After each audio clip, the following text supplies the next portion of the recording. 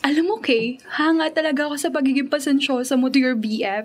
Kung titingnan ha, sa itsura niyo palang dalawa, hindi talaga kayo bagay ni Glenn.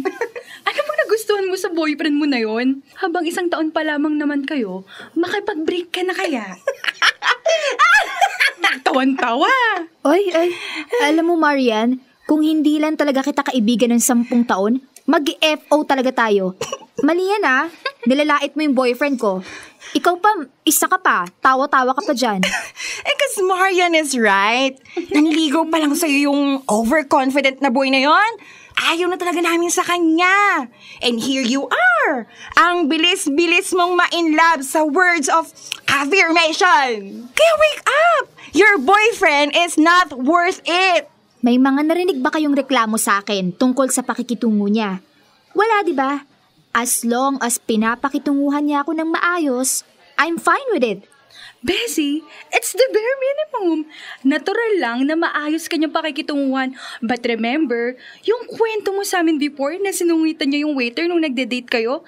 That's so mean. Truth! As your best friend, hindi naman namin sinasabi na tama lagi yung intuition namin, ha? It's just, parang mararamdaman mo rin yun kasi yun yung guy na akma for you. I understand. Pero kahit ayaw niyo kay Glenn, thank you pa rin ha, dahil pinapakitunguhan niyo siya ng maayos. May mga times na kapag magkakasama tayo ni na Glenn, kinakabahan ako na baka maging sarcastic kayo sa kanya. Pero mabuti naman at hindi kayo ganon. Duh! Yung boyfriend mo lang naman yung mapili kung sino ang nirerespeto. Tumpak. Basta ako, pupusta ako na hindi kayo magtatagal ng Glenn na yan. Ay, ako rin. Right? Ay, ewan ko ba sa inyo? At pinagpupustahan niyo pa talaga ha?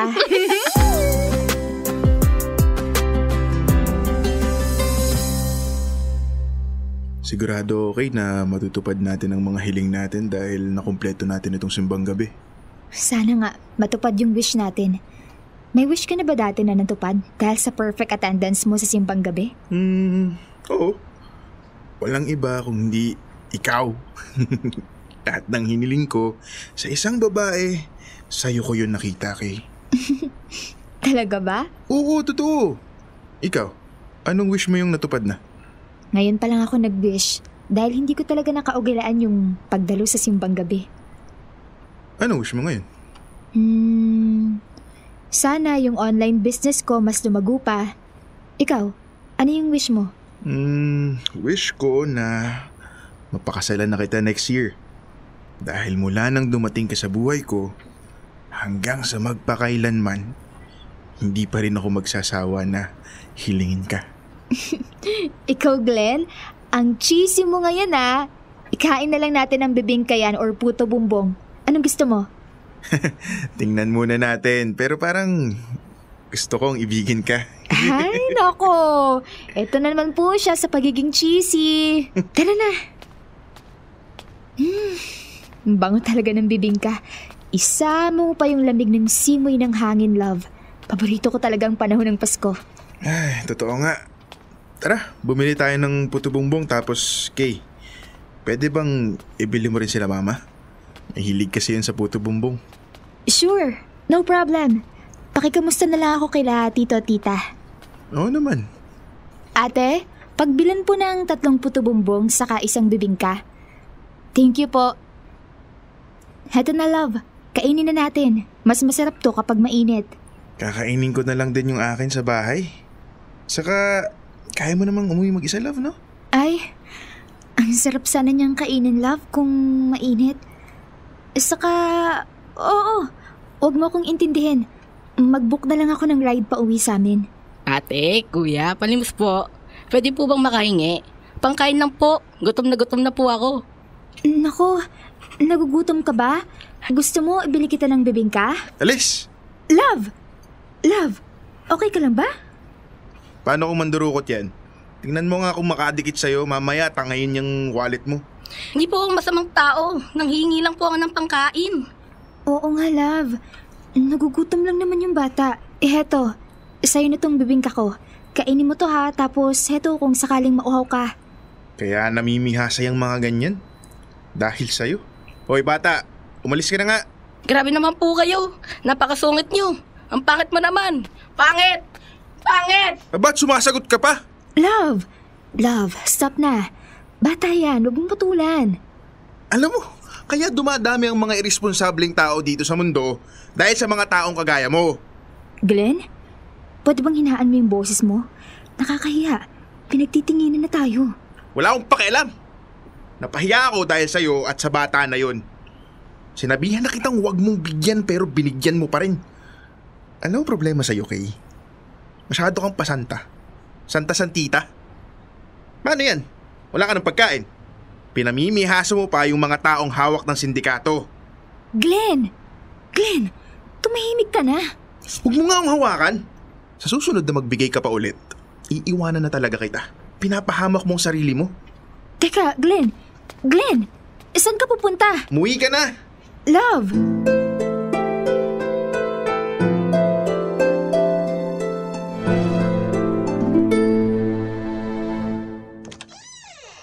Oh, Iha, Kay, napadalaw ka.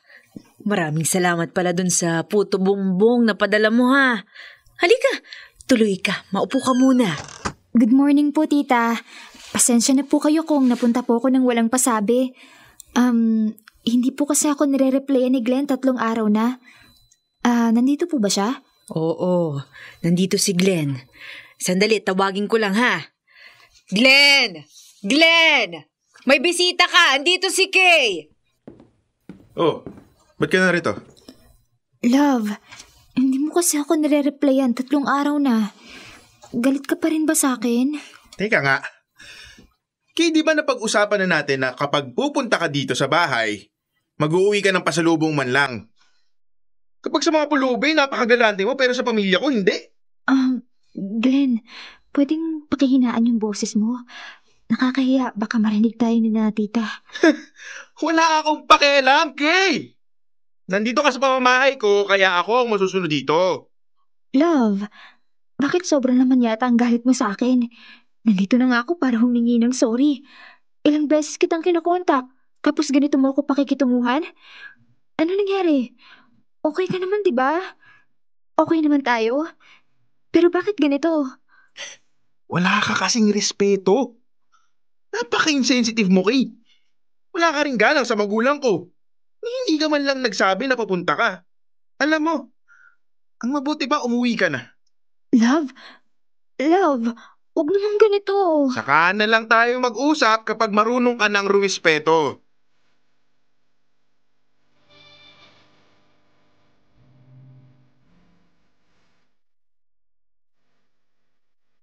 Dear Love, sobrang bigat ng loob ko nung umuwi ako galing sa bahay ni Glenn. Hindi ko alam kung bakit nagkaganon si Glenn sa akin. Ang mahirap pa, hindi ko tumasabi sa 2 kong kaibigan dahil alam kong isa lang ang sasabihin nila. Hiwalayan mo yan. Iniisip ko na baka nga napahiya talaga si Glenn ng bata dun sa may simbahan. Kaya ganun na lang ang galit niya sa akin. Hindi bale. Magkakaayos din kami. Yan ang paniniwala ko.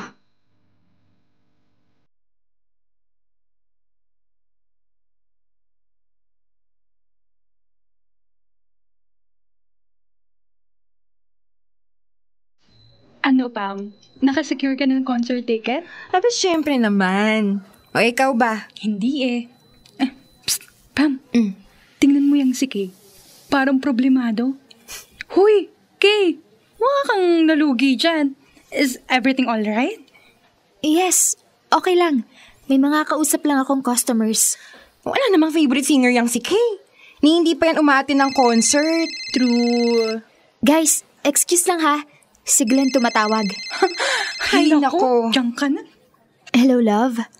Mag-out of town kami ng family this weekend. Kasama ka ha? Love, hindi ko pa alam kung makakasama ako. Magtatampo ako sa'yo kapag hindi ka sumama. Saka, hatian mo ko sa ambagan ha? May ambag kasi na tig 5,000. Baka pwedeng tig 2,500 tayo? Sure. Sige. Ayun. Thank you, love. Love you. I love you. Ang kuripot ha! Ikaw na nananahimik at wala sa isip ang gumala. Bigla ka na lang isinama tapos may ambag pa. Bessie, alam ko ikaw ang business-minded dito, pero parang Kung atang binibusiness ng boyfriend mo, gala nilang pamilya, kailangan nakaambag ka. That's ridiculous. Siguro naman normal lang yan kasi kasama ako, hindi ba? In-include ka nga lang ata para lang sa ambagan. Kapag may out of town yung fam ng BF ko at isinasama ako, wala akong ginagastos, girl, for real. And magagalit pa ang BF ko kapag dinamay ako sa hatian. Ewan ko sa'yo, Ben.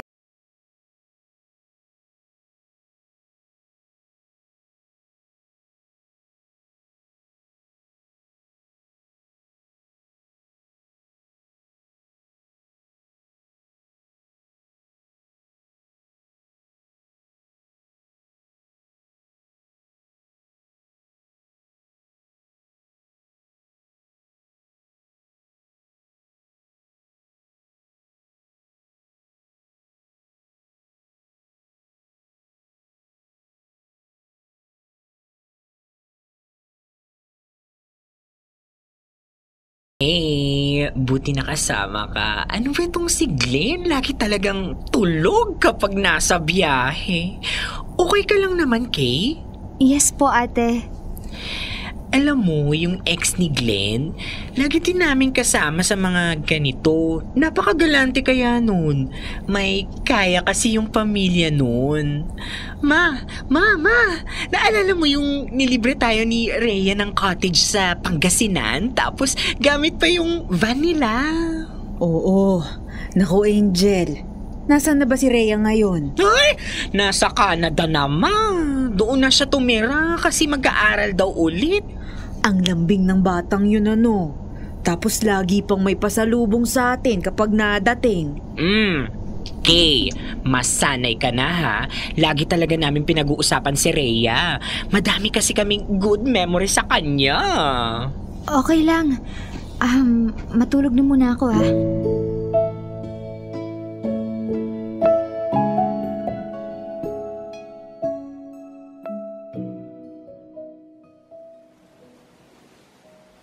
Ano ba, Kay? Hindi mo pa rin ba ako papansinin? Bakit sumama-sama ka pa rito? Totoyoin ka lang naman pala. Sino bang nagpumilit na isama ako dito para lang sa ambag? Anong para lang sa ambag? Natural, kasama ka. Dapat marunong kang makisama. Mag-abot ka man lang. Pwede ba, Kay, sabihin mo kung anong problema? Dahil sa sabog na itong ulo ko, kakaisip. Kaya pala ganun mo na lang ako kagalitan. Nung wala akong dala sa bahay niyo nung nakaraan, tapos gusto mo na makiambag ako dito sa out of town yun na ayaw ko namang puntahan. Talaga? Batangas? Lahat ng yun gusto nyo, Glenn. Dahil yun pala ang nakasanayan ng pamilya mo sa ex mong mayaman. Alam mo, sana gising ka para rinig mo kung paano ipagmalaki ng ate at mama mo yung ex mong si Rhea. Tama? Kaya nga kita tinuturuan sa mga gagawin mo. Para hindi ka nila maikumpara kay Rhea. Pero anong ugali ang meron ka? Galante sa pulube pero hindi marunong makisama sa pamilya ko? Glenn, huwag mong hanapin sa akin ang ugali ng ex mo. Kung na-spoil ka niya pati ang pamilya mo, akala mo ba? Hindi ko napapansin? Lahat ng gagawin ko for you, kailangan damay sila? Tapos dapat ganun ako para hindi ako maikumpara? Kung ang ex mo galante, pues, yung ex mo yon. Iba ako. Huwag mo akong gawing replacement.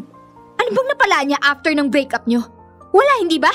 Puro nga bad thing sa mga kinukwento mo sa akin tungkol sa kanya. Tapos ngayon, ang bango ng pangalan ni Rhea. Ang galing niyo rin, ano? Kailangan yung ikumpara sa akin si Rhea ng harap-harapan para mag-step up ako sa mga effort na ginagawa ko for you na kailangan gawin ko din sa buong angkan mo. Pues, Glenn, I don't think I can play the role. I'm too young to become your sugar mommy. Aray, Glenn, ano ba? Dami mo pang satsat! Hindi ka nga dapat ikumpara kay Rhea dahil wala ka namang binatbat sa kanya. Huwag kang sasabay-saban pa uwi ha. Mamroblema ka kung paano ka uuwi ng Maynila. Alam mo, mabuti pa. Maghiwalay na tayo. Ngayon pa lang. Ang kapal na mukha mo!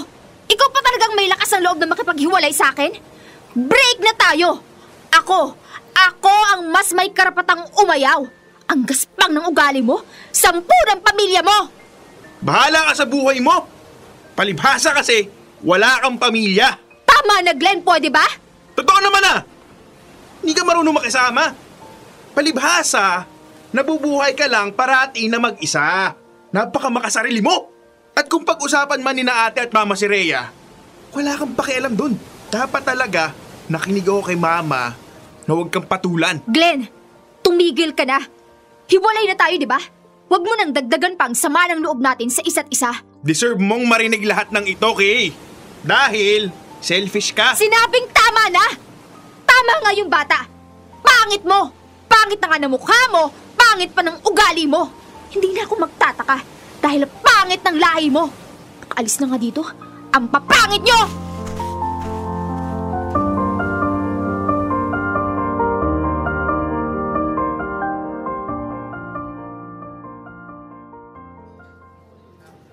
Mabuti naman at nagising ka na. At nakita mo yung baho nung Glenn na yon. Kung ano yung pinangit ng mukha, ganun din yung pag-uugali ha. Consistent siya dun, be. Huwag na nga nating pag-usapan yun. Kapag ex na, hindi na dapat sinisingit sa usapan. Nandito tayo to celebrate Marian's birthday. True, Kay. You made my birthday happier. Kasi you are pretty sa pangit na ex mo. And with that, I propose a toast for more birthdays and for a better love life for all of us. Cheers!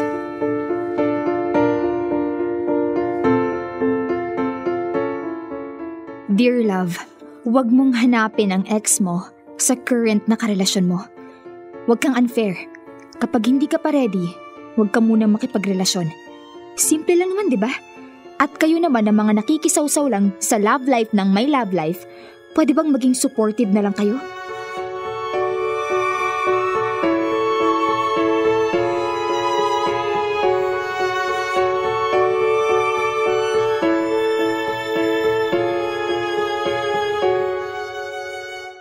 Kailangan pa bang i-memorize yan? Love Radio Basic!